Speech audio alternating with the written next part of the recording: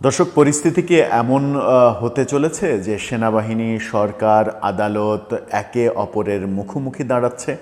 এই মুখোমুখি দাঁড়ানো অবস্থান যদি তৈরি হয়, তাহলে কার লাভ হবে? তৃতীয় কোনো পক্ষের লাভ হবে?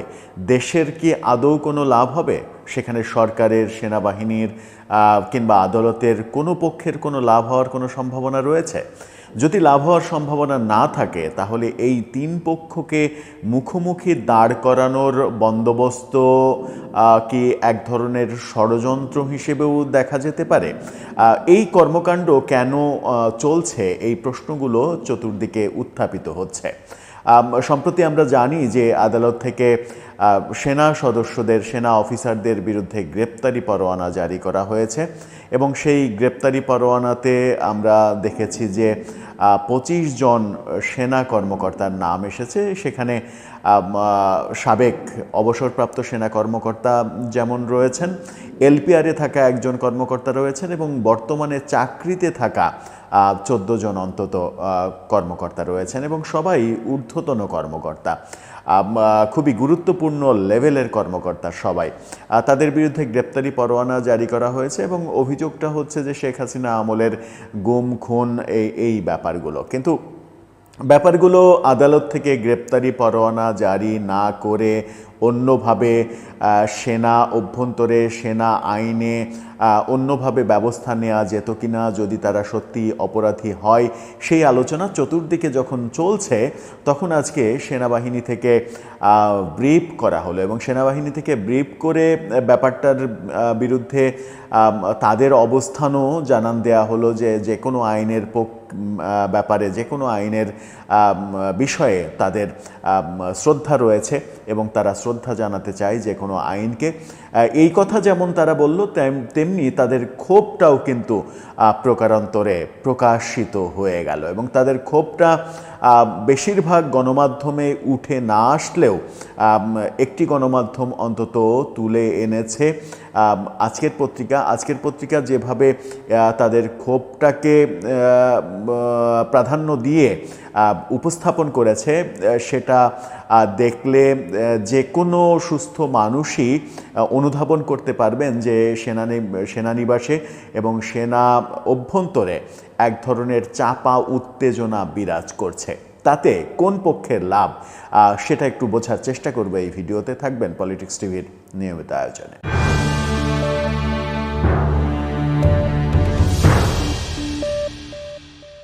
দর্শক, বলছিলাম সেনাবাহিনী, সরকার, আদালত মুখোমুখি অবস্থানে দাঁড়াচ্ছে কিনা, সেরকম পরিস্থিতি তৈরি হচ্ছে কিনা। আজকে সেনা ব্রিফিংয়ে সম্প্রতি গ্রেপ্তারি পরোয়ানা যে 25 জন সেনা কর্মকর্তার, সাবেক এবং বর্তমান সেনা কর্মকর্তাদের বিরুদ্ধে দেয়া হয়েছে, আজকে ব্রিফিংয়ে, সেনানিবাসের ব্রিফিংয়ে জানিয়ে দেওয়া হয়েছে যে তাদের যে কর্মরত 14 জন কর্মকর্তা, তাদেরকে সেনা হেফাজতে নেওয়া হয়েছে। একজন কর্মকর্তা যিনি এলপিআরে ছিলেন, তিনি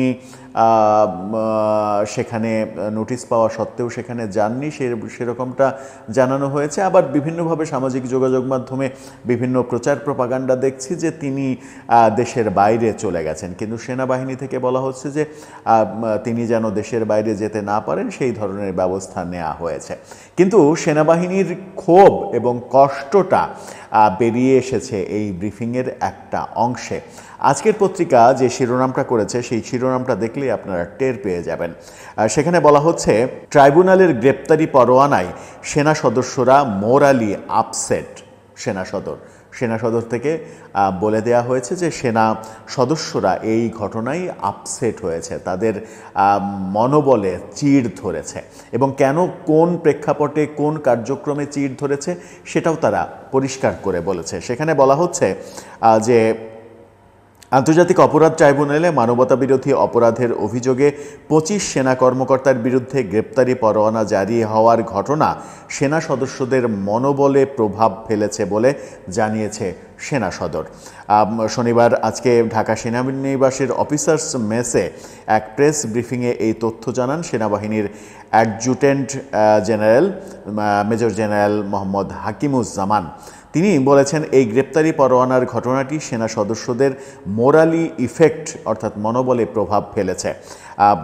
তারা মোরালি আপসেট, নৈতিকভাবে দুর্বল হয়ে পড়েছে। এটা কিন্তু একটা ভয়াবহ তথ্য।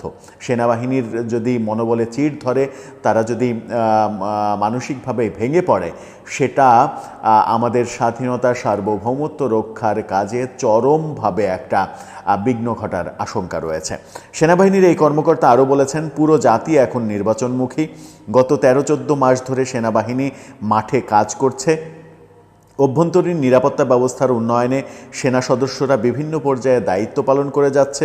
আগামী জাতীয় নির্বাচনে সেনা মোতায়েনের পরিমাণ 3 গুণ পর্যন্ত বাড়ানো হবে বলে আমরা প্রস্তুতি যখন নিচ্ছি। ট্রেনিং, পোস্টিং, প্রমোশন সহ সব ধরনের প্রস্তুতি চলছে। এমন সময় এই গ্রেপ্তারি পরোয়ানার ঘটনাটি সেনা সদরের মনোবলে কিছুটা প্রভাব ফেলেছে। এর চাইতে খোলামেলা, এর চাইতে সরাসরি কি আর মানে নিজেদের অবস্থান কিংবা নিজেদের মনোভাব প্রকাশ করা যায়? আমার মনে হয় যে যায় না। এর চাইতে ভদ্রভাবে নিজেদের অবস্থান আর প্রকাশ করার কোনো ওয়ে বোধহয় সেনা সদরের নেই। জেনারেল অ্যাডজুটেন্ট জেনারেল আরও বলেছেন, তবে সব কিছুর ঊর্ধ্বে থেকে আমরা সবসময় ন্যায়ের পক্ষে থাকব। অবসরে যাওয়া যেসব কর্মকর্তার বিরুদ্ধে গ্রেপ্তারি পরোয়ানা রয়েছে, তাদের পুলিশ চাইলে গ্রেপ্তার করতে পারে। আমরা শুধু বলেছি, যদি তারা আমাদের হেফাজতে আসতে চায় তাহলে সেটাও সম্ভব। তবে মনে রাখতে হবে, অবসরপ্রাপ্তরা সরাসরি সেনা সদর দপ্তরের অধীন নন। উল্লেখ্য, শনিবার এক প্রেস ব্রিফিংয়ে, অর্থাৎ আজকের প্রেস ব্রিফিংয়ে সেনা সদর জানায়, গ্রেপ্তারি পরোয়ানার ভিত্তিতে চাকরিতে থাকা 15 সেনা কর্মকর্তার মধ্যে 14 জন বর্তমানে সেনা হেফাজতে রয়েছেন, বাকি এক কর্মকর্তা পলাতক রয়েছে। সেনা সদর থেকে আরও যেটা জানানো হয়েছে, adjutant general major general Hakimuzzaman জানিয়েছেন, ক্ষমতাচ্যুত আওয়ামী লীগ সরকারের আমলে গুম করে নির্যাতনের অভিযোগে দায়ের করা 2টি মামলায় যাদের নামে 8 তারিখ গ্রেপ্তারি পরোয়ানা জারি করা হয়, তাদের মধ্যে সাবেক ও কর্মরত মোট 25 জন সামরিক কর্মকর্তা আছেন। এদের মধ্যে অবসরে 9 জন, এলপিআরে 1 জন, 15 জন চাকরিতে। কিন্তু এখনও এমন কোনো এরকম কোনো ওয়ারেন্ট তাদের হাতে পৌঁছায়নি।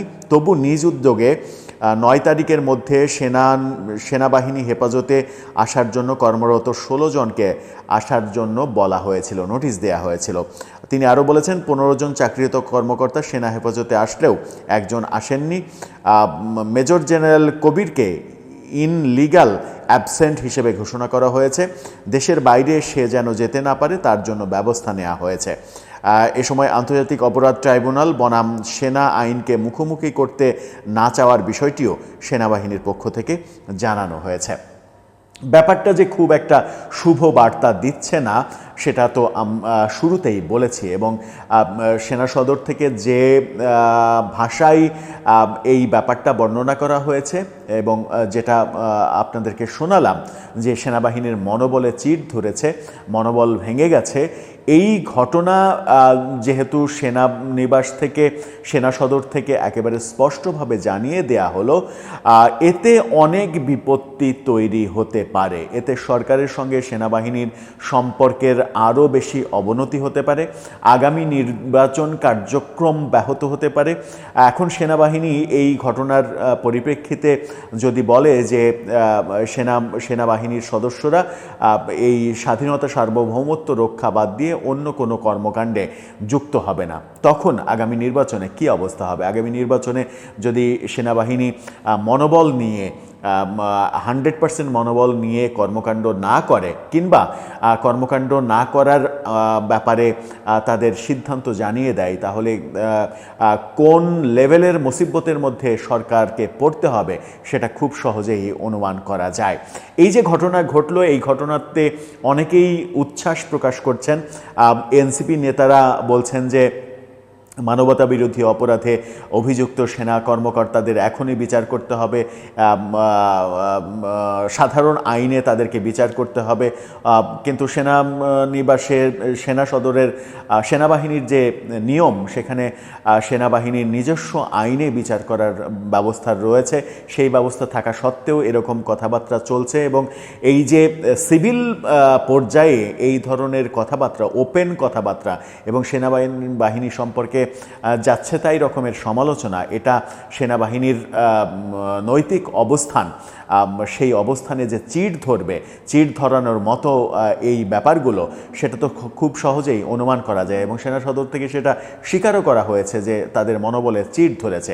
এই যে মনোবলে চিড় ধরানোর ঘটনা ঘটানো হলো, এই ঘটনা ঘটিয়ে কাদের লাভ হলো, কারা এই লাভের গুড় উপভোগ করবে, কারা এই ধরনের অস্থিরতা তৈরি করতে চাইছে, কারা সেনাবাহিনীর মধ্যে এক ধরনের উত্তেজনা, এক ধরনের অস্থিরতা তৈরি করে নিজেরা সুখের সাগরে ভাসতে চাইছেন, সেই প্রশ্নগুলো সামনে এসেই যাবে। দর্শক, আপনার কি মনে হয়, সেনা সদর যখন বলছে তাদের মনোবলে চিড় ধরছে, তখন এর পরে আর কি ঘটতে পারে, কি ঘটার বাকি থাকতে পারে?